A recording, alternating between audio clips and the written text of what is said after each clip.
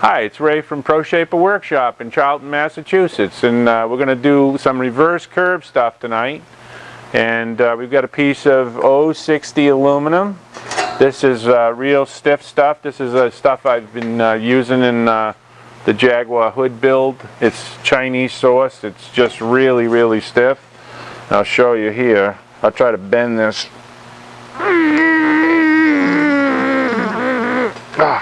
As hard as I could push on my knee, that's all I could do.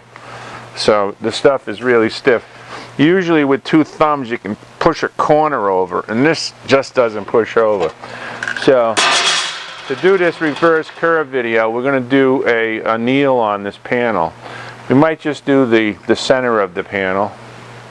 I'm going to try something a little different. We're going to use a big rosebud tonight. So let's see if I got it all going here. Yep, we're all set. Light her up. We're going to soot the panel, and then we're going to burn the soot off. So, here we go.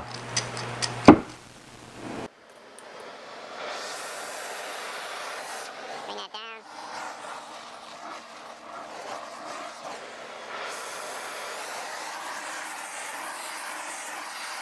So carefully burn that carbon off. Annealing temperature is 750 degrees for aluminum.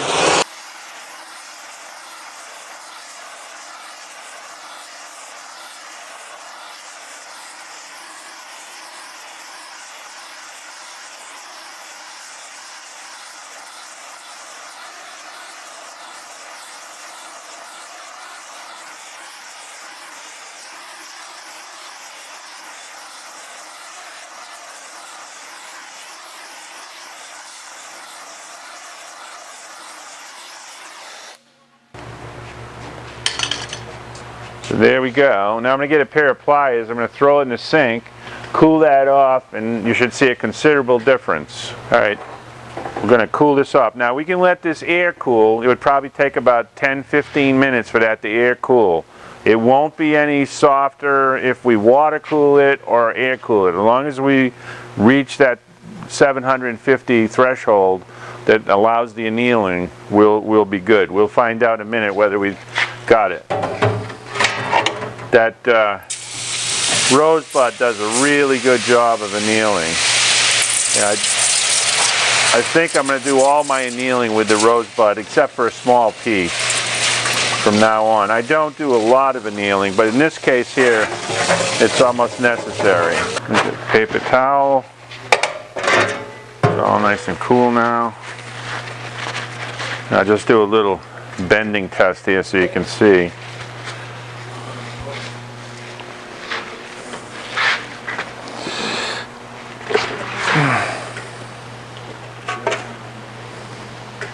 Now it bends really easy.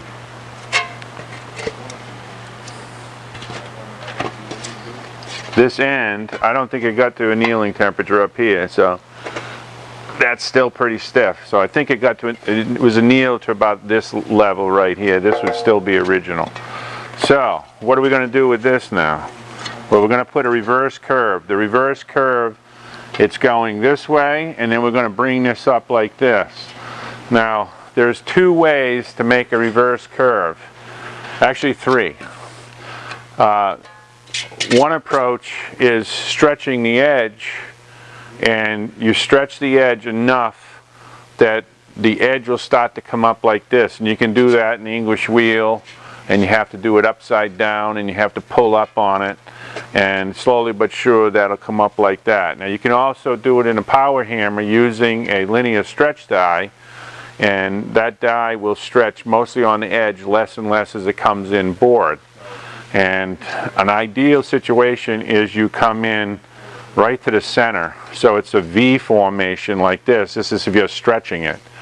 So most of the stretching is here, less and less and less as you come to the center. But as you do this, especially on an extreme reverse curve, the thickness of this edge gets really, really thin. So you can only go up so far in height without losing your thickness. because you're asking that metal, which is right here right now, and if we bring it up here, now this diameter is going to be this big up here, and that means that a lot of the thickness is going to go away in order to create that new area value that will bring it way up here.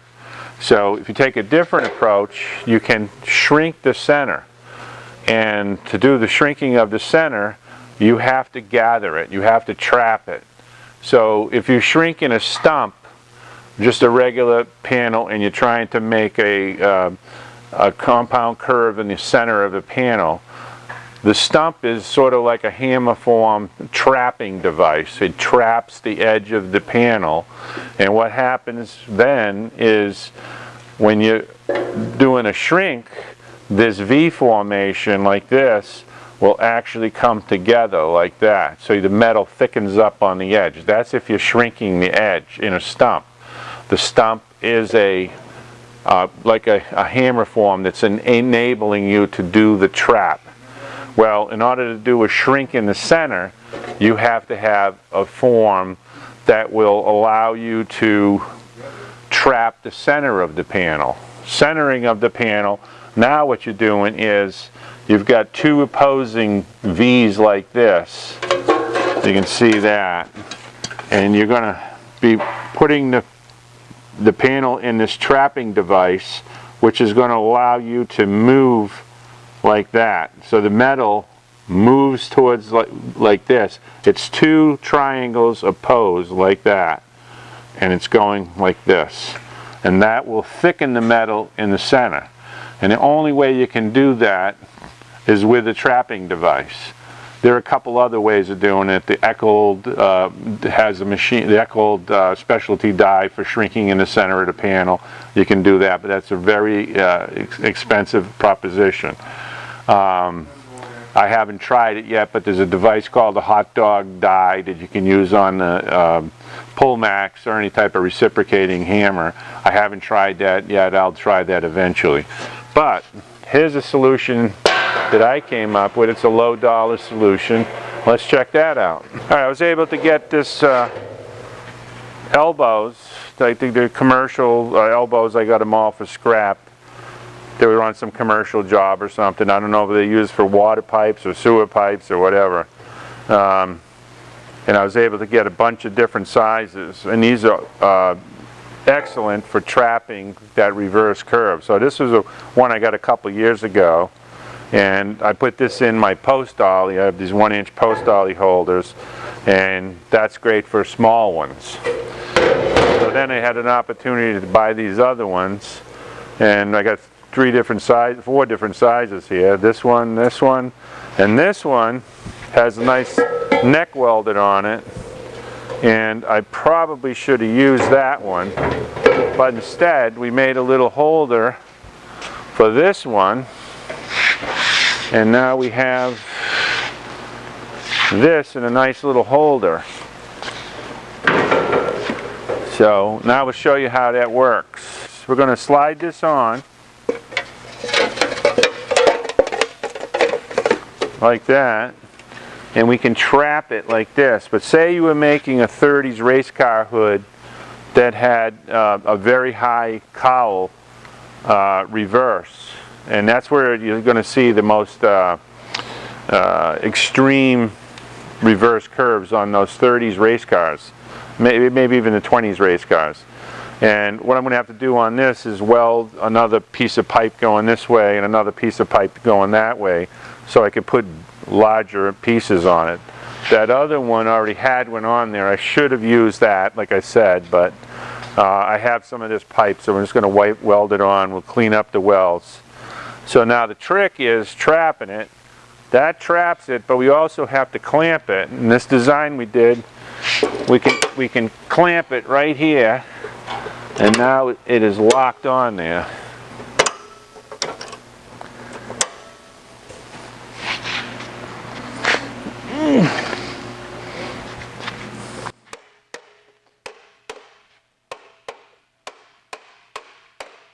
Now we're going to hit this down and trap the metal in here.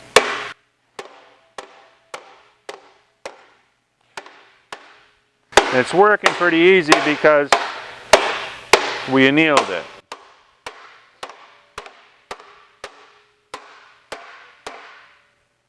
And what you're going to see, as I mentioned before, you're going to see triangles form right here that are opposed to one another.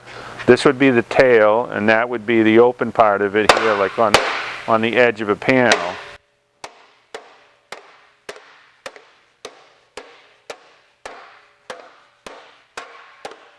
And there it is right there. So now, to effectively shrink that, you hit the tail.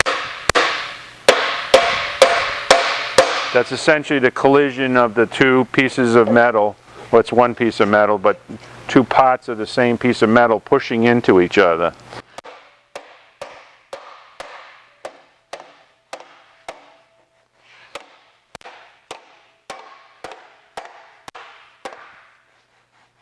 We'll hammer on this side.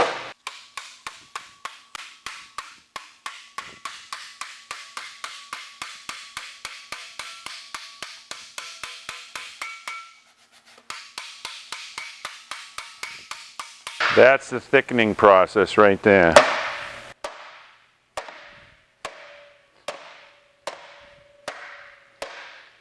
Now if it becomes too difficult, we'll anneal it again. We might anneal it again. Let's see what happens here.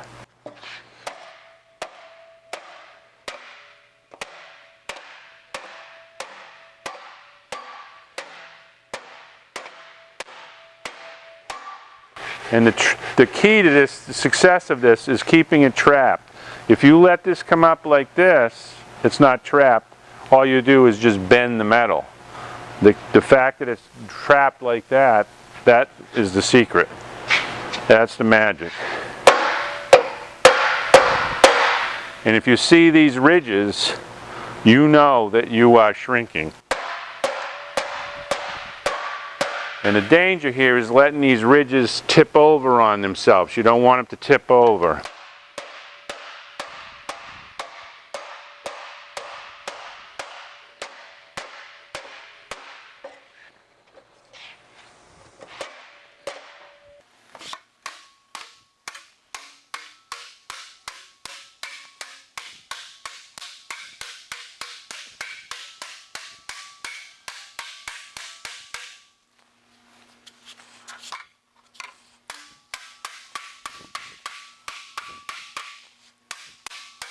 All right, it's getting real stiff now, so let's anneal it again, and we'll do it one more time. All right, we have the second anneal all done. Now let's see what happens. Oh, a lot nicer. Oh, it threw my clamp off. Look at that, got me right on the leg. That's a 1 in a million shot right there. How the hell does that happen? All right. Here we go.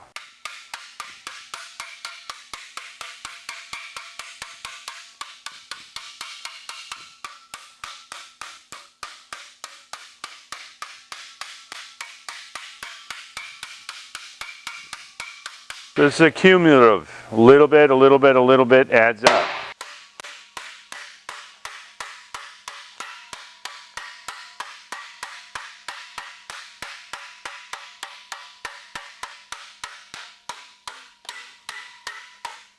I'll get it this side. Spin this around.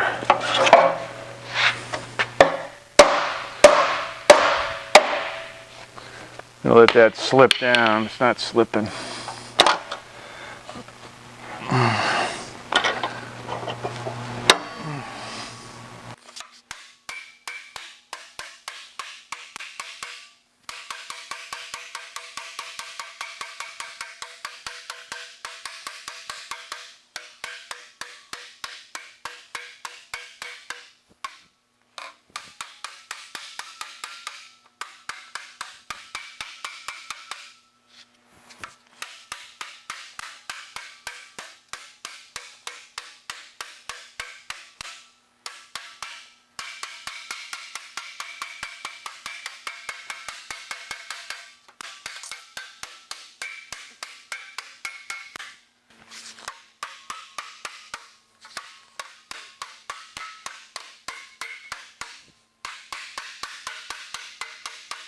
My arms are getting tired. Maybe another anneal, but let's see what we got. That'll all smooth out. You'll have to put it in the English wheel with a hammer or do it by hand or whatever to get it all smooth. But the situation you have now, you got a nice reverse curve going there, and you'll notice the thickness here on the edge has not changed one bit. So as I mentioned, there's 3 ways of doing the shrinking here. One is, or making that reverse curve. One is stretching the edge entirely. 2 is shrinking the center of the panel. And 3 would be the combination of both some stretching and some shrinking. So now if we stretch this edge out, this is going to come up even more so. Now if we wanted to do only one edge, like I said earlier, I'll probably put an extension on here, and that edge would go right up that extension. And the key is keeping it trapped. So as you can see, that's quite a significant reverse curve. And the more you open this up, the more that will pop up. You watch. So now it's really popping up as we open and change the arrangement. The arrangement would be something similar to 90 degrees on a 30s car. This would be down, and now you've got the really significant reverse with the maintained original thickness. So you got to be patient. You'll have to kneel a couple times, 4 times, whatever it takes. Try not to hammer the metal over on itself. And if we cut this in half right now and you mic the center, we'll find out that that actually gained a bunch of thickness. So it's a nice little way of making an extreme reverse curve. Hope you enjoyed it. It's Ray from Pro Shaper in Charlton, Massachusetts. Thanks for watching.